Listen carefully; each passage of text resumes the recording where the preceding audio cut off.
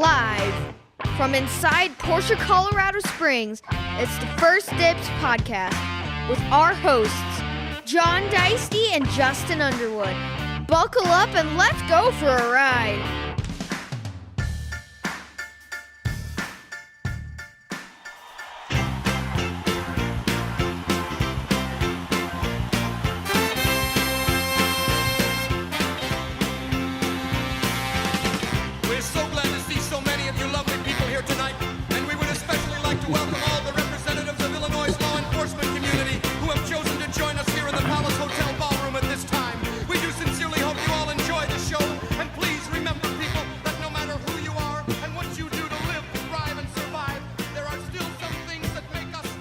Makes it sound like we're leaving. Well, we just got here. there are two things that I know about Chicago. Hot dogs? There's three things. Ooh, Pizza. Lou Malnati's pizza. Yeah. Nope. I know hot Italian beef sandwiches. Oh, yeah. Actually, the Deisties make some pretty good ones, too. And the Blues Brothers. And Fuel Fed.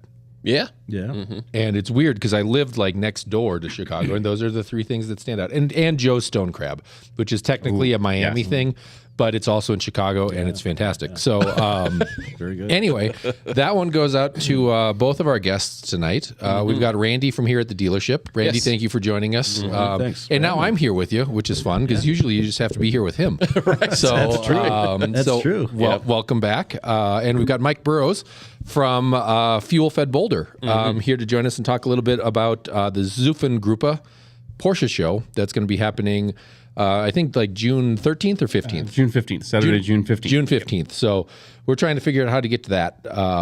But we're going to postpone talking about it for two items of business. You know? Maybe it's just one. There's a Guards Red Cayman GTS with the 2.5-liter turbocharged motor, Right. and a manual. Oh, yeah. And that thing looks pretty awesome. Yeah, it's super cool. Sounds good. I'd be in. Does it have an exhaust on it? GTS has just had an extra thing. It sounds pretty rumbly. It's weird. Like the S and the GTS got the same engine. It's a 2.5-liter. The S, if you put a sport exhaust on it, still doesn't sound like a GTS because the intake on a GTS was duped off of a 997 GT2. So it has a different expansion chamber that helps cool the intake charge rather than the S, which is just the standard intake. So it does more. So it sounds different. So yeah, it's got a little more. Nice. Fill in some Yiddish word that is hearing it tomorrow. Right? Yeah. No, it does have this extra thing, and I don't know. Maybe it has an exhaust, but they do sound different. Yeah. So there's business. We got that out of the way quick. What was the other one? I didn't know if we talked about the M3 yet. Oh, I don't know, actually. I think I made a mention. 2018 M3 with about 60,000 miles on it. Yeah. Secure red with the tan interior. Yeah, Shakira orange. Yeah, Shakira orange. And manual. And just a delightful little... Yeah. It's a family car. It's a total awesome family car with a manual. Yep. Super awesome. Should we throw in one more piece of business? Do it. Look at that car behind these guys. Yeah, totally. Can they see? Oh, they can see. They can see parts Randy. of it. Yeah, exactly. So, yes, our buddies that run the One Lap of America, right? We're helping them out again. Yep. And we're trying to get some free publicity. So we stuck our name all over the car. So like on the black of the wing back there, it says First Dibs Podcast. Right. And then behind the door handle, there's a big Porsche, First Dibs from inside Porsche Colorado Springs. Yep. Yeah. Porsche. Porsche Colorado Springs. And then the Kiergren Foundation, which was awesome to see Scott and Brett stop by from Kiergren today to see the car before it heads off. And then obviously our friends at RM Window Tint and Graphics, I think they knocked it out. They did a great job again. Yeah. So this car piloted, by our friend Salil and his co-driver Tom, they won last year, One Lap of America. So the car got tons of publicity, and I think they got a fantastic shot of doing it again. So. Yeah, it's cool. It's exciting. I'm just glad to be on it. Yeah. Maybe we won't get peeled off this year. we'll see. Each year we get a piece removed. Yeah, right? we get it's a a new- matter of like, what's it going to be? Right. Yeah. So yeah, Well, I think you guys picked the right spots this time. That they're not going to have to like move you around Yep. for the donut or Yep. like anything really important. Yep. Exactly. We'll hope. Yep. Yeah. We should see how many Pikes Peak cars we can put a sticker on this year. All of them. Okay. I'll take under. Yeah. I'll take the under. I'll take the under on that. All right. Well, yeah. Anyway, thanks to all those guys. Yeah, for sure. So we were not able to get to the Zuffengruppe show last year because I think it was the day before or the day of Pikes Peak Hill Climb. But I think it was the day before. It was the day before. Yeah, it was the day before. Yeah. And we were like, Which is a Saturday. yep. And I don't remember that day at all. Yeah, Because it's all hands that on whole deck. month is Yeah. brutal with those last 3 days being crazy. So this year, Wednesday the 19th, we have our hill climb event. Right. And then Fan Fest is the 21st and the race is the 23rd. And Mike did a great job putting his event before that so we can all go and attend. Yeah, right.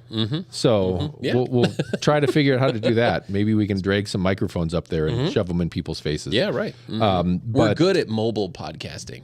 Well, good. I'd Yeah. love to have you guys. like, yeah, we've got a backpack rig. We just need some sticks and some interns, and we can do it. We Right. interviewed a woman that was waiting in line for the restroom, Yes. and she was gold.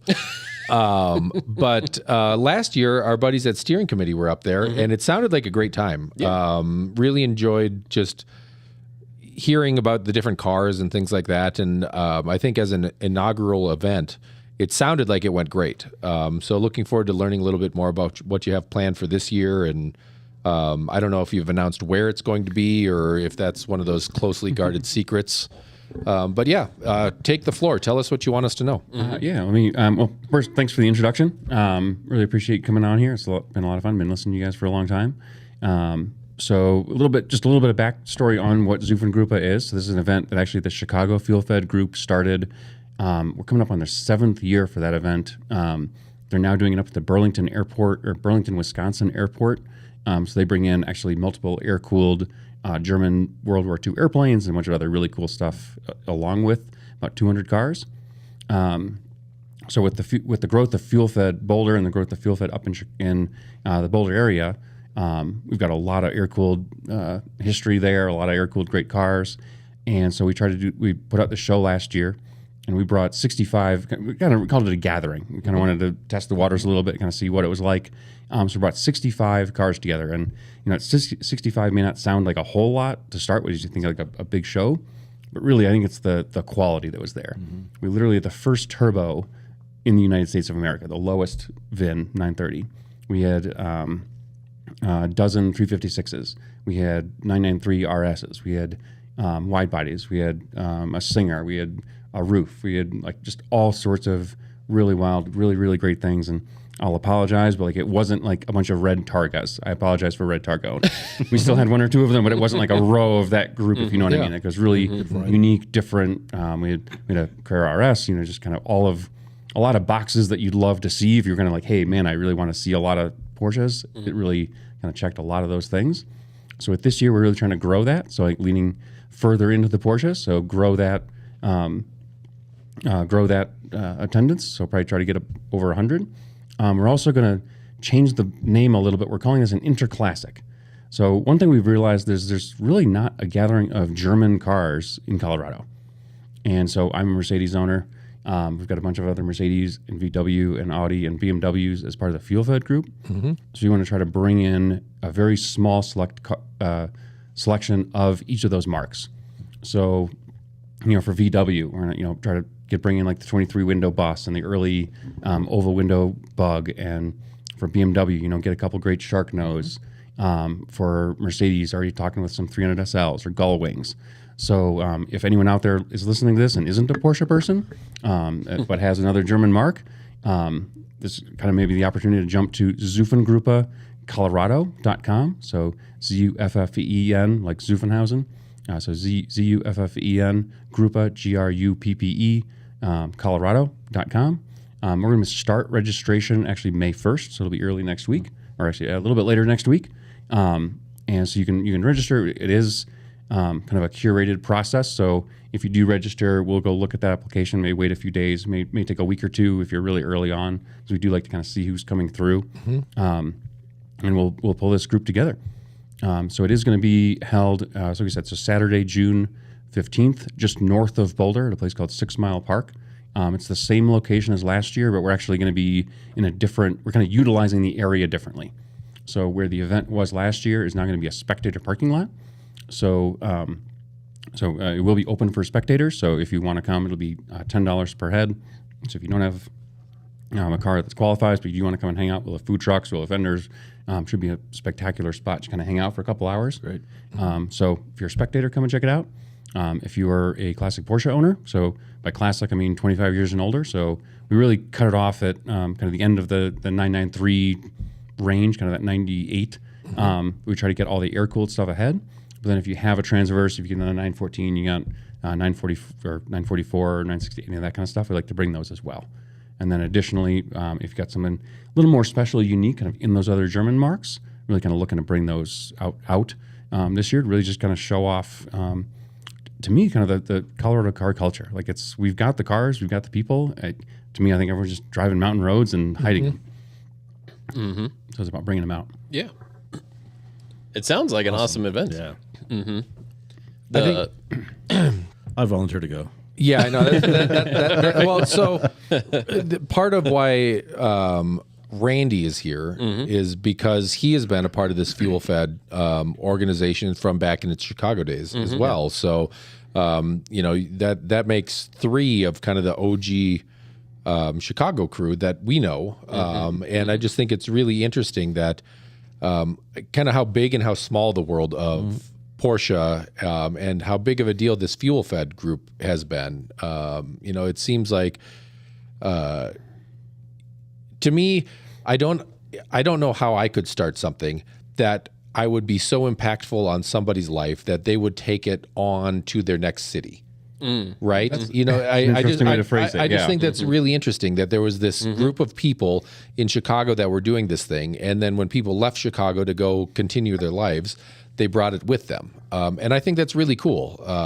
So that's a testament, I think, to Brian Hughes, who started this. I mean, so Fuel Fed's, again, kind of going back up a little bit, is a group that he's really been doing events for, over 20 years now.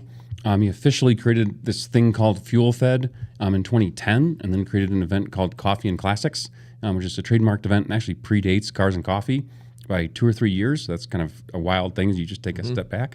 But really, it's just this group of classic European car owners, and I think having that concentration really, really helps just getting great people. You have enough crossover with everyone, even if I'm here with like a Mercedes sedan versus like a Jaguar, like coupe or something like a sports car, or a Porsche for that matter. There's still kind of enough overlap, but you still get a good variety of things, and it's the people. It's a group of people, and you want to go every month to go see your friends, and you go for the cars, but really it's you just want to chat with all the people you've met along the way.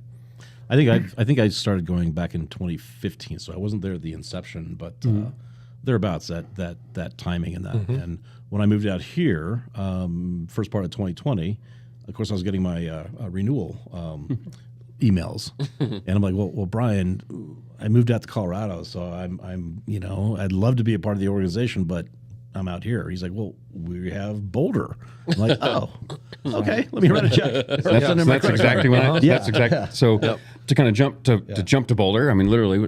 So in 2020, I moved back out here after being in Chicago for almost 20 years, and it was just in Boulder, and like you're sitting there having coffee, and like a woman goes by in a 356 coupe or convertible, and you're like, didn't expect that, and like you're driving over to walk my dog one day, and there's a woman pulls up next to me in a '89 Speedster. I'm like, wasn't expecting that. And then you're just as around town, you start seeing more and more cool stuff. I'm like, if this is what I'm seeing on a Tuesday, like just out grabbing like doing errands or something like that, then there's got to be really good stuff. So I called up Brian and said, hey, like I had been helping him for a while, so we had a pretty good working relationship. He kind of knew that I kind of knew what was kind of behind the scenes, kind of what was in the secret sauce to kind of make it really special, and kind of make this something that's worth transporting, several thousand miles across country. And said, hey, I think there's the right people. I think there's the right cars here. Let's pull this together. So he kind of gave me the branding, the marketing, threw something up on the website, and I literally started walking into classic shops. Like every single time I see a classic car lying around, put a little sticker on it, something like that, and it's really just grown exponentially. And now it's a really concentrated, distilled, but rather large group of classic European cars. And like what I kind of say is, there's never two of the same thing until there is, and then you're like, how are there two of that in this one place? It's funny. I was talking with Alfred, one of our classic technicians, and just telling him that about the event, and that we should go up, and I would like him to help me get my Volvo ready to drive up there. And he goes, "You can't bring that." Do you know the caliber of cars that show up there? And I was like, come on, mine's got stripes. So one thing I actually really enjoy is the full range. And I think that's one of the draws is it's a place where, listing a few cars that have been there, like a 40s plural feel at home. We've had a Aston Martin GT, like DB4 GT, like driven by Sterling Moss. That's easily into the seven figures. I've had an 84 944. Yeah, That needs paint. And they all fit. And I say, like, the British guys, like their MG, like the MG, or like a Triumph TR8. Well, yeah. How many times have you seen a TR8 cruising around? And what's the value on that? $10,000, $8,000, maybe $4,000 if you get a good deal.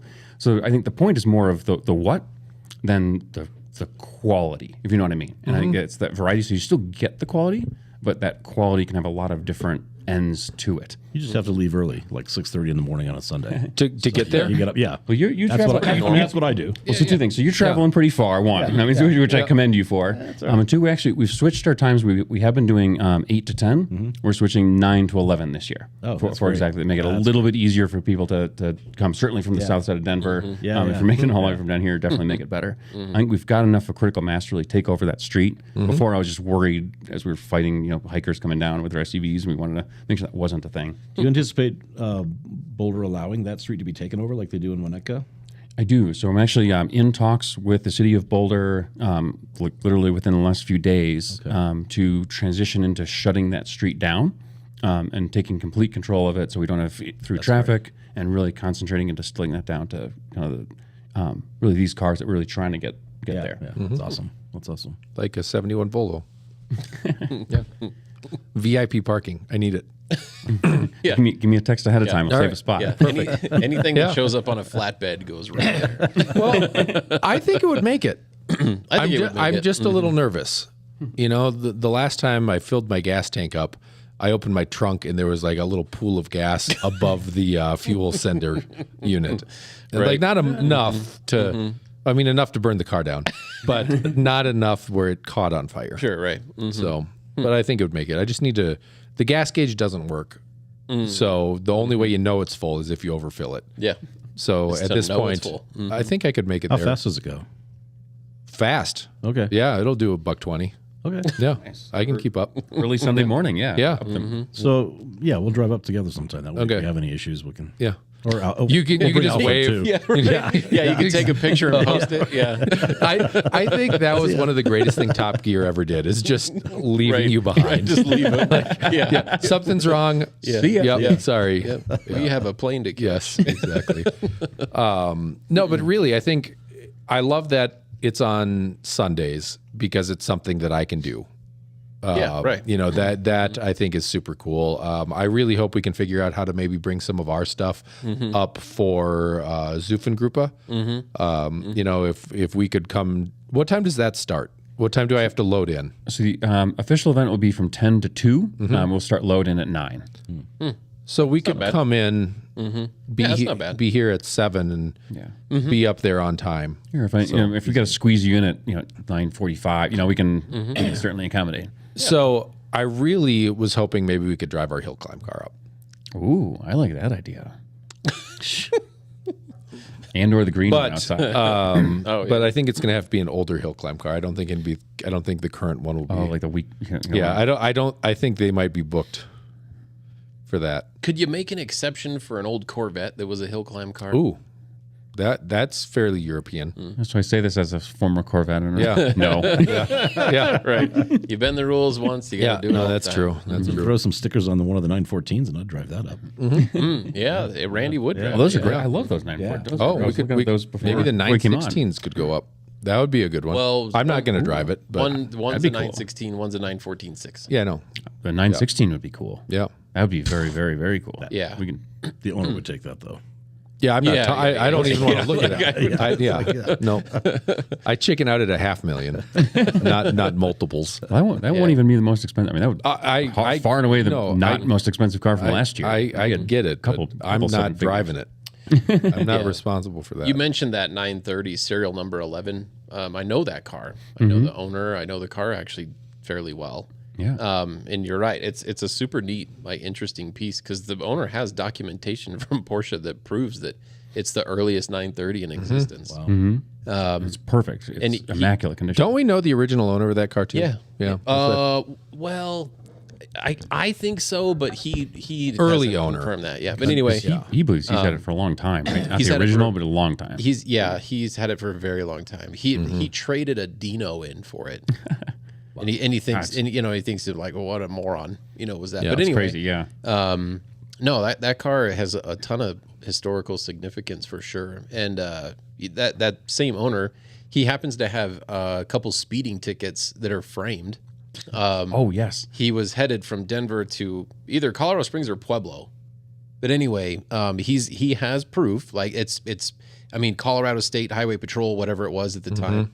And this is this would have been in like 79, something like that, 80, late, super late 70, early 80s. But the time, so it's the time stamps on the tickets that would prove that he had to Did you do it in 20 maintain, like minutes? achieve. But yeah, no, he got clocked at around 176 miles per hour. In a 930. Yeah, in a 930. But he got stopped on the way down, and he got stopped on the way back. And then when he got stopped on the way down, the patrol car didn't realize that he actually did pull over. And this is Barney Fife, right? I mean, like this is carbureted giant, Chevy Caprice kind of thing. And he didn't realize that he stopped. And so when the police officer realizes that this owner is on the side of the road waiting for him, he puts the car into a slide, right? And almost wrecks the car and comes running up. And then the owner looks back at the police car and he's, officer, your car's on fire. When he came to a slide, fuel spilled out of the carburetor on the exhaust. Well, in like John's story, the car had a fire extinguisher in it, right? And he goes up and puts the fire out. And so anyway, that he gets the ticket. It's a big ordeal. Still get a ticket after putting the Still cuffs gets a fired, ticket, right? Yeah, but he continues on his trip, and then he's headed back, and he winds up getting pulled over on the way back. And the guy that pulled him over on the way back says, "I'm going to write you for 1 mile an hour less than what the last guy did because I heard what you did for my pal." He put out his car. A 177 mile an hour Yeah. ticket and a 176 mile an hour ticket. Yeah, they were like $25 fines, or something crazy like that. wow. But he has them framed like together. Yeah, it's super cool. But I would Different era. I haven't seen that car in person in a long because I worked at the shop, that he services all that stuff. But yeah, it's a super cool, neat car. I'd love to see it again. Yeah, I'm just trying to think what else we had. We had one of the very first Special Wishes slant noses. So before slant nose was slant nose, like when it was the fixed headlights, I think we only made 64 of them. Or like the fixed headlight, we had I think car number 61 or 62, which is still original paint, original graphics. Everything's signed by Mike Hackney, which is like the F1 driver. Back then, you had to be an F1 driver, or like a Porsche factory driver, to even get one. Right. So he's got that. So we had that. I got to see that one. You didn't come to that. No, I didn't. I got to see it. He pulled up in front of our Ryan hosted. Yeah. Oh, event. yeah. And he pulled up, and they're like, "Well, you don't see that every day." It's a cool car. It's super cool. I don't understand where this stuff comes from. Me neither. I mean, to circle back to my old Volvo, it had kind of a cool story, but not. They made 40,000 of them. It's not it's not one of 64. It's not your Austin Healey Yeah, that's This comes back to like this Colorado. I think there's a thing here. Like these cars survive. There's just fantastic stories of these cars that have been here a really long time, and they're good cars. Like they're original, and California gets all the credit, but we've got here. We got the roads. Yeah. We had that 512 BB Boxster. Ferrari. Boxer Berlinetta. Berlinetta. And I think that same owner has the 72 Daytona. Yeah. Is blue? Blue. Oh, Yeah. I drove that car. The Daytona? I drove the Daytona. That car. What? So jealous. So beautiful. Yeah. Oh, to the wash bay? No, out of the wash bay and around to the front. That car, he bought that car That's so probably 7 years ago when I was a lot tech here. And he shipped it to the dealership and had us do something to it. And then it was me and Jeff Pinkstaff, who is still one of my favorite people ever. So we had to wash it. And then we're both looking at each other like, I'm not driving it. I'm not going to drive that. I just slammed a golf cart into the wall. Exactly. There's no way. What do you? And so I think we played rock paper scissors, and I lost. And I mean, So you had to drive it. so obviously it's a little tongue in cheek, but I would love to really drive one of those. But when it's not yours, and you don't know the guy, like that's nerve wracking to be backing that thing. Super heavy steering. Super heavy clutch, super heavy gearbox. And all your job is to back it out of a wash bay that's the size of a small single car garage. Right. And thread it through some gates and pull it around the building and back it in. And all you want to do is not smoke the clutch, not stall it so it won't start again, Right. and not hit something. Yeah.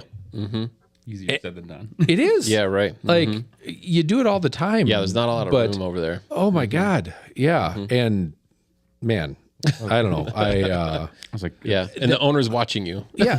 Well, and honestly, that's a lot of why I like to daily drive a manual transmission car.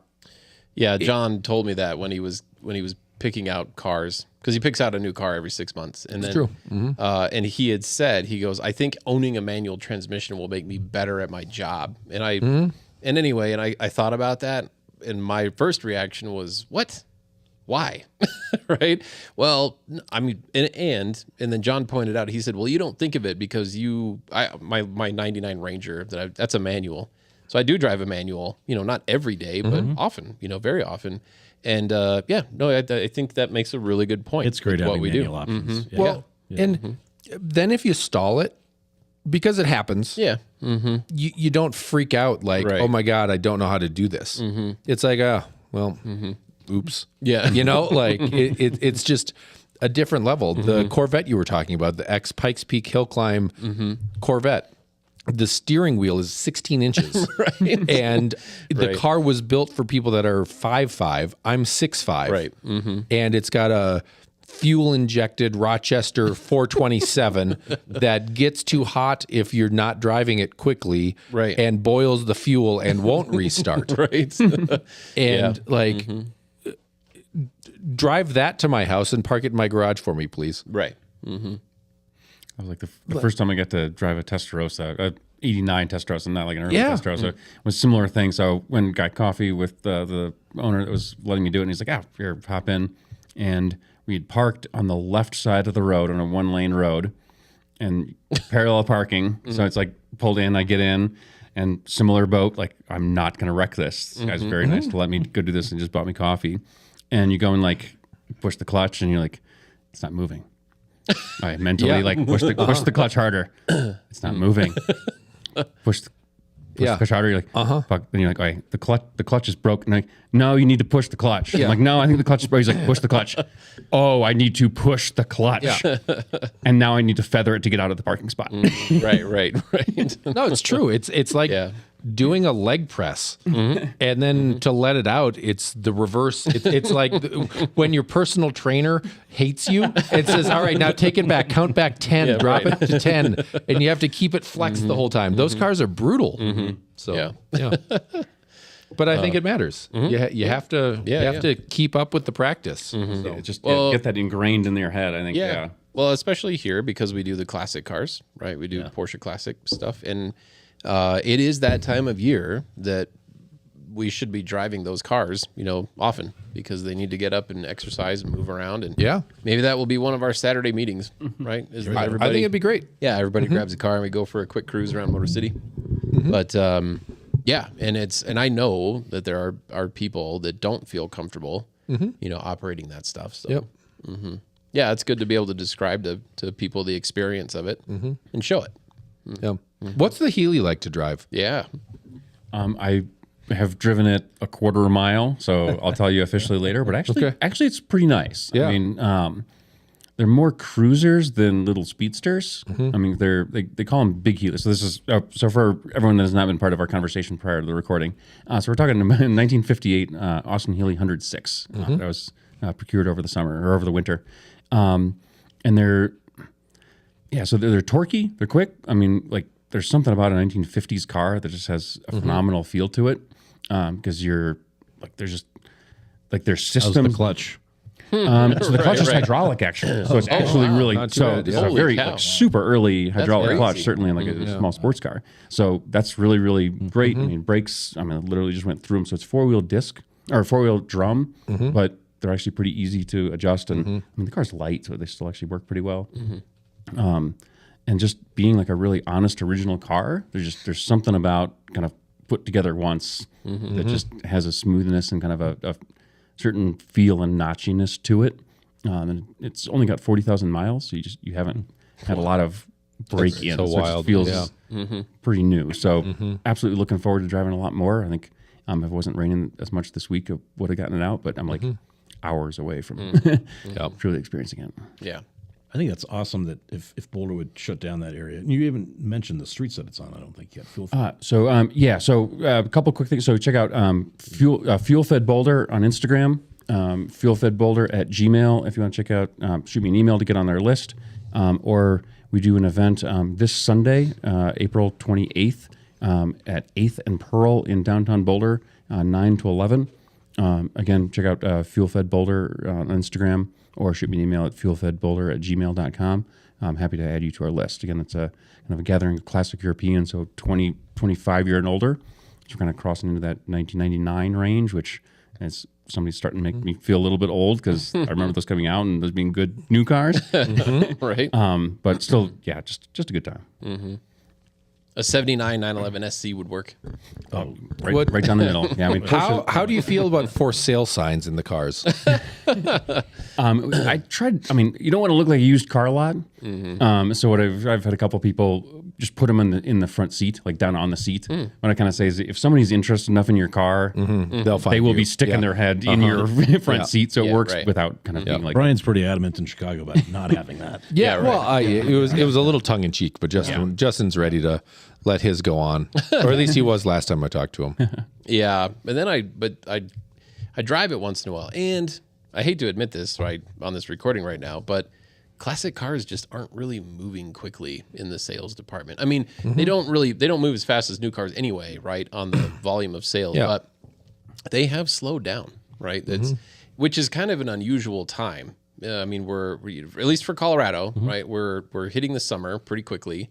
People want to be out driving, but they're not. I mean, that market has just kind of softened a little bit. So, what was hot, 6-7 months ago, it is not the same, today in that market. So, I think, and it's typical Porsche fashion, though, right? Anytime that there's a little bit of a softening in that market, you just got to hold, and then when it comes back, it's going to come back stronger than what it was the previous time. And this might be that brief kind of holding period for a little bit. So if you're going to hold it, enjoy it.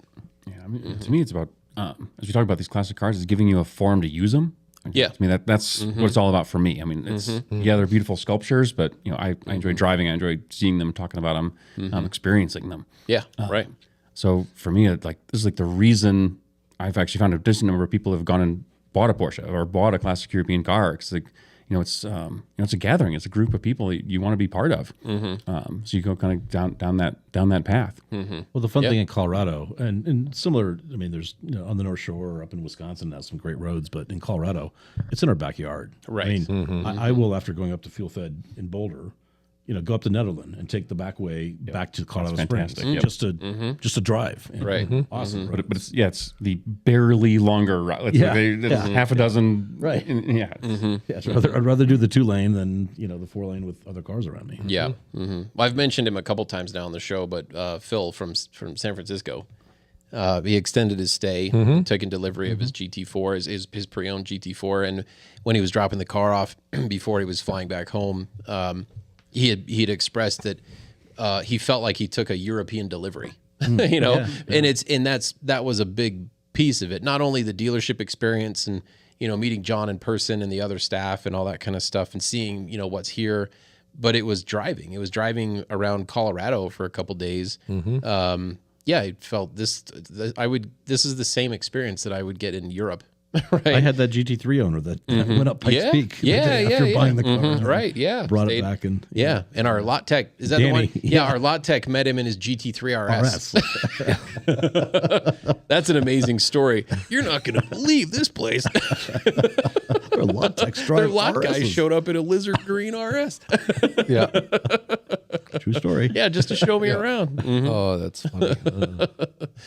Oh my gosh. No, it sounds super cool. And thanks John for pointing out Sundays. I mean, that's we're really lucky. We're down here. We've got Ray. He might be watching or listening, that does some of the tours, the Porsche Club tours. And he makes a very conscious effort to do a couple Porsche Club tours on Sundays, because he knows that all of us here, we want to participate if we can, but when they're on a Saturday, if we're on the sales side of things, sorry, we can't do that. So being able to incorporate the family and let's face it, I mean, most of us here are true enthusiasts, right? And we want to experience that as well. So thanks, for not that you're thinking of us, but I appreciate it for being on a Sunday. I agree. It's a big thing. And we do have some families. I know, like Centerline, the Alpha guys, they're a great shop up kind of northwest of Denver. Do like all the Alpha parts, like the classic Alpha parts. They roll in an Alpha, whole family, 4 deep, in a sedan almost every single time, and they pile out and have a great time. So it's not something you just gotta chase away from the family. Right. To your point, like it could be a good time to get away, but Right. definitely it's fun to bring them. That's funny. Chase away the family. So just the other day, John here has a new. He's a longtime Porsche client, new to us down here. Picked up a 2019, a beautiful, super low mile 2019 Cayenne Turbo. And the day that he came down here to see the car, we got sidetracked talking about golf. And there was a conversation that was happening with one of our guys and the customer. And one of our guys, he goes golfing to have family time. So he, his wife, and his kids, they all go, whether it's locally or it's on vacation, but it's an excuse for family time. Whereas in our customer, he goes golfing to get away from the family. And it was just this amazing, and they knew, they were being funny or whatever, but it was just a super funny conversation. I thought, that's so true. So many things. That's pretty cool. So I appreciate seeing the families out there getting time in with that, is if they can enjoy it all together. Well, we gotta get these kids indoctrinated. Absolutely. we gotta get them when you're young. Yep. I mean, I joke about when I did the automobile rally. I think we had more fun doing that and the Hands of the Carpenter poker runs because I was in a Cayenne with my whole family. Right. I think I had more fun than any of those people that were out there driving by themselves or driving with their girlfriend or husband or wife or whatever. Because catching air at 125 in a Cayenne with your family, with your 4-year-old daughter screaming in back, in excitement, not fear. Bonding. It's a family bonding experience. It is. And then when we came to our hill climb event, I told Isla, we're gonna go see the Porsche, the racers, and and she goes, we're sitting down listening to him and I'll talk. She goes, when are we going to go race? Like, how much of a win is that as a dad? Like, there might be a bunch of shit I'm bad at, and this actually might be included in that, depending on if CPS is listening or not. But really, like, sharing your passion with the people you love, I mean, that's part of what I enjoy. And that's why I love my job so much, is because I get to share what I love with other people that love what I love. Love. Did I hit it? And for the First Dibs podcast, it is unique here in having true enthusiasts, I think. That somebody asked me one time, like, so how many of the employees here own a Porsche or drive a Porsche? And I started thinking about it. It's like, I think it's probably close to 80%. Yeah. Oh, yeah. It's just about it's everybody. not necessarily new. It's older. Yeah. It may or may not be running, but they have one. And they were shocked at that. And actually, I was kind of shocked at that too when I thought about it. But it's like, it's at least that high. And if you count number of Porsches to number of employees, we're over 100%. Yeah, right. Well, thanks to Randy. Well, a few of us that have a few. That's what I mean. Randy helps the cause. Jason helps the cause. Jeb helps the cause. Yeah. They got the super freaks. Yeah. I mean, even our office controller. Yeah. That's been her car of choice for several years now. I think her first one was a Cayman. The red one? Yeah. Yeah. And it was lightly modified. I mean, it had like gyro disc brakes on it. It had an exhaust. It was a racer, like a street racer. Yeah, she loved it. But yeah, no, I mean So from the office to the to the lot techs. Yeah, that's pretty amazing.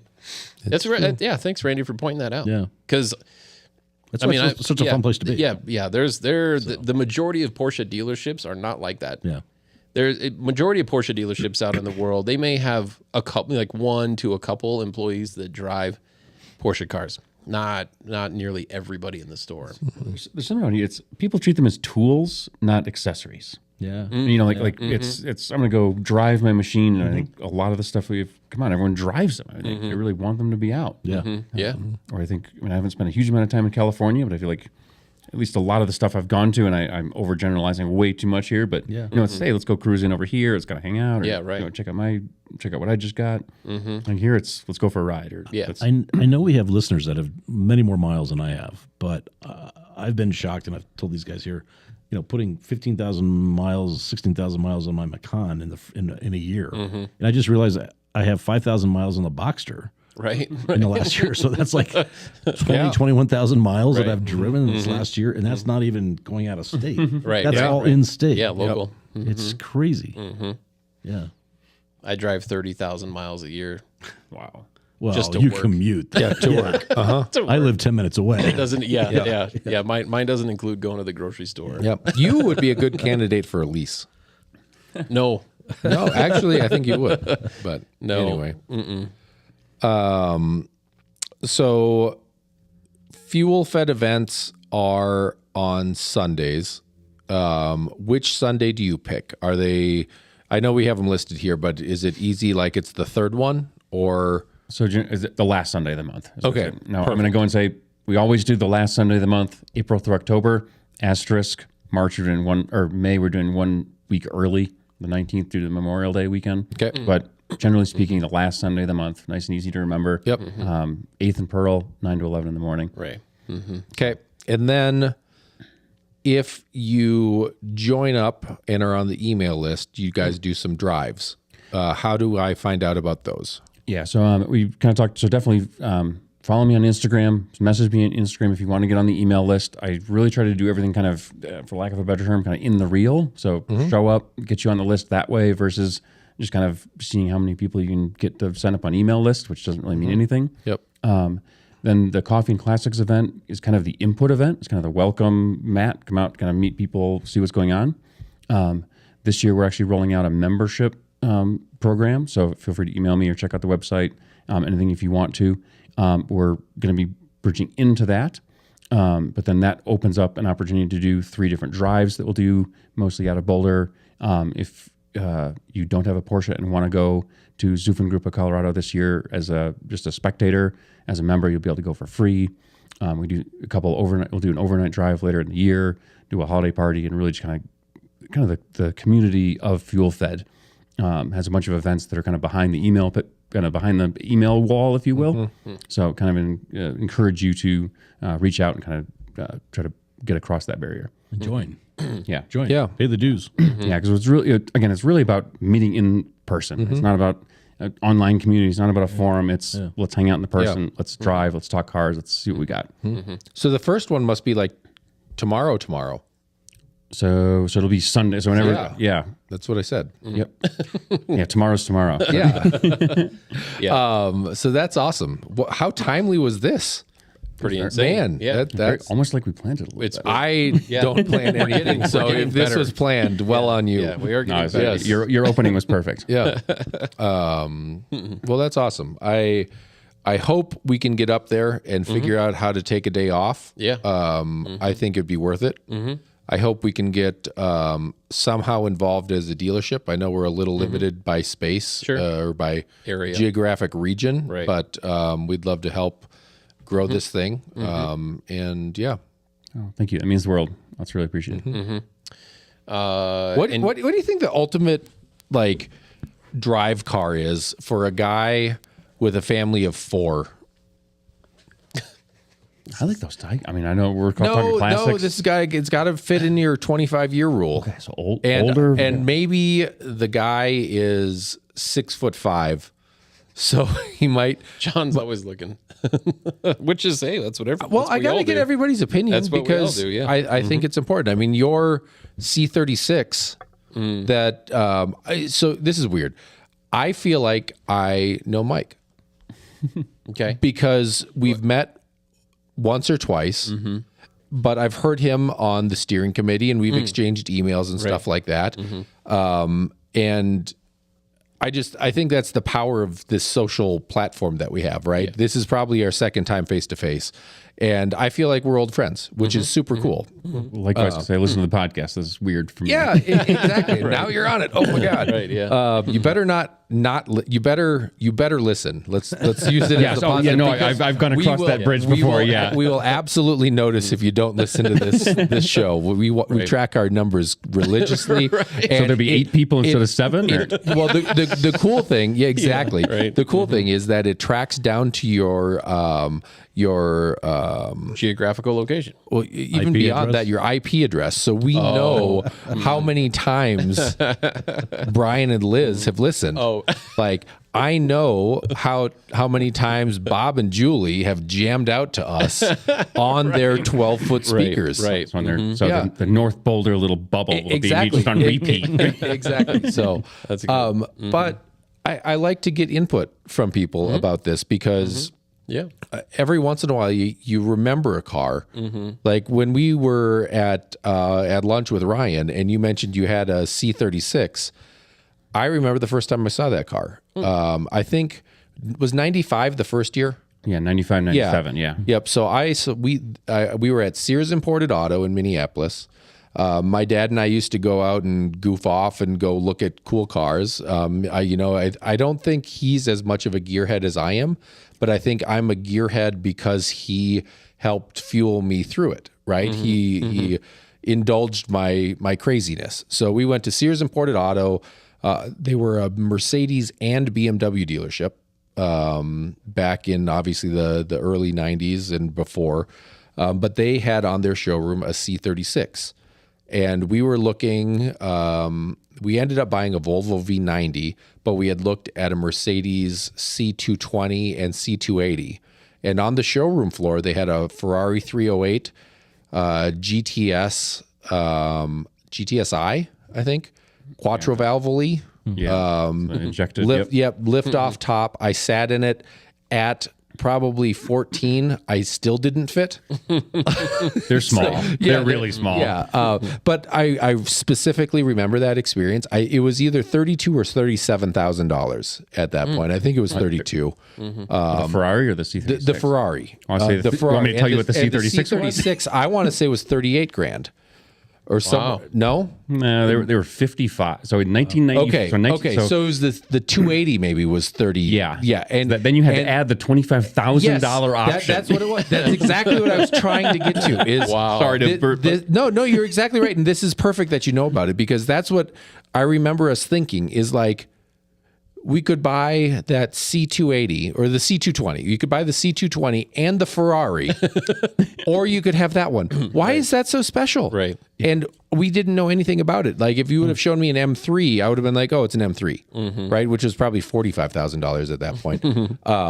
And probably maybe even less. I don't know. But it was, and we asked the guy about it, and he went off about how awesome AMG was, and that was our first like kind of introduction to this. And I remember seeing we sat in it, and there was like this crazy cup holder that popped out, and then you like opened up a flap and you push a button, and this claw came up and went, well, I'll take your cup. It's literally the coolest cup holder ever. It is. It's fantastic. I'll go repost my video. Yeah, please. But point being, talking with Mike, I remembered that whole experience, and I probably hadn't thought about it in 15 years. It's a small, But it just sparks that experience. So what should I drive at a Fuel Fed event if I want to bring 4 people?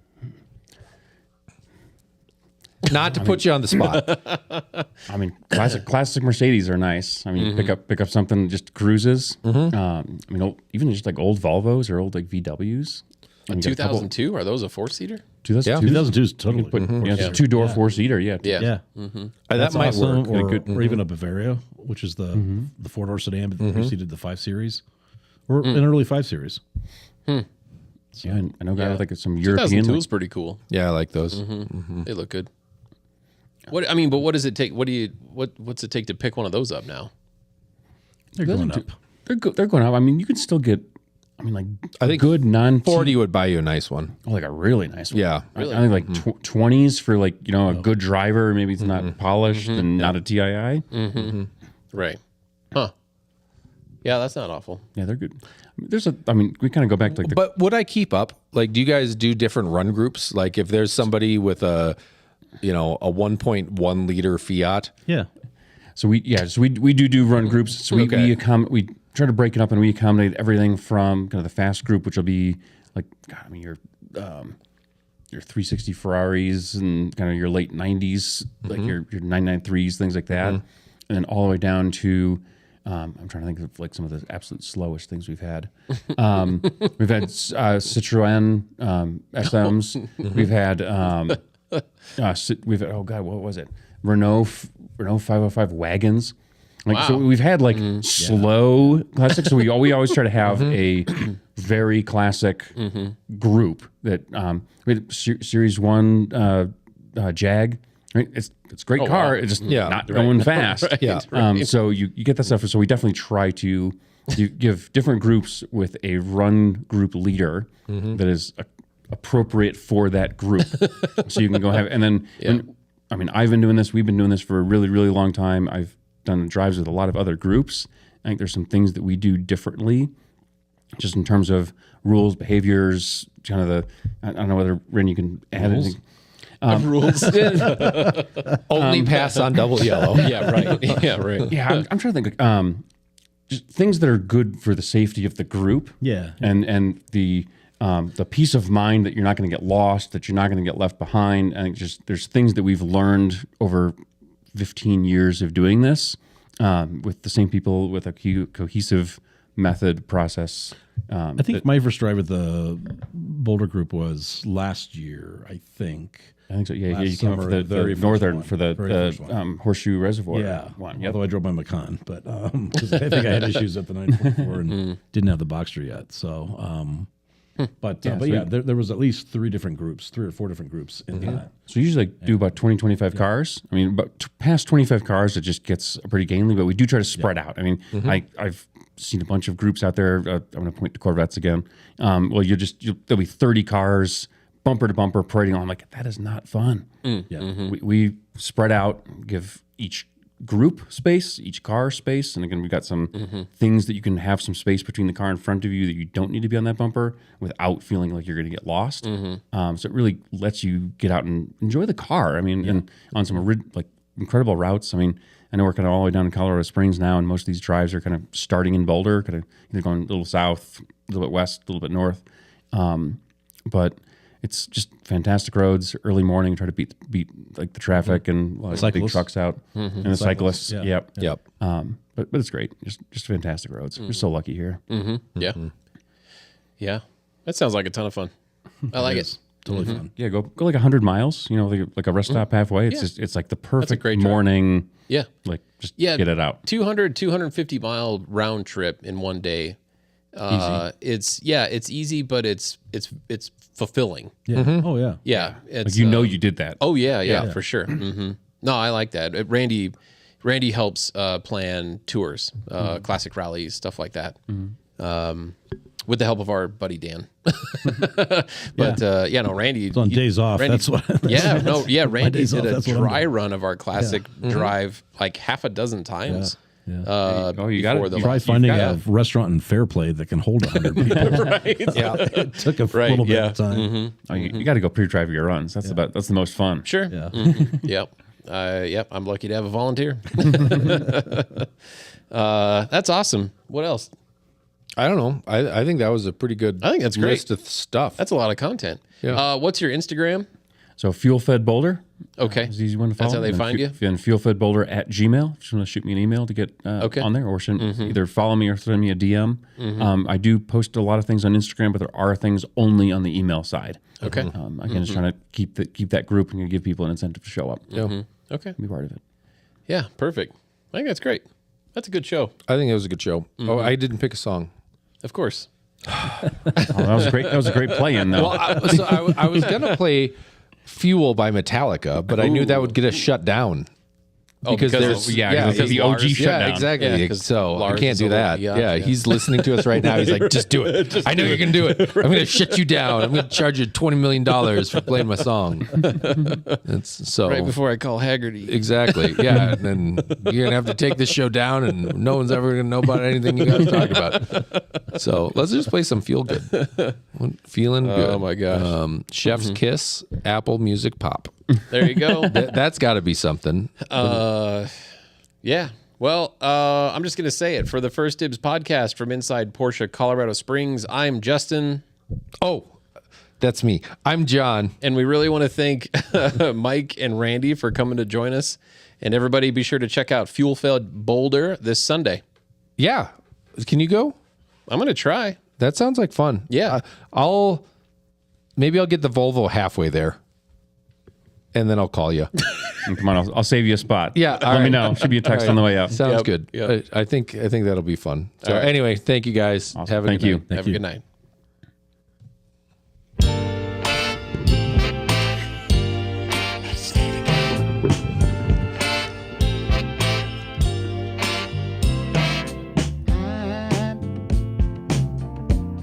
I'm so in love with you. What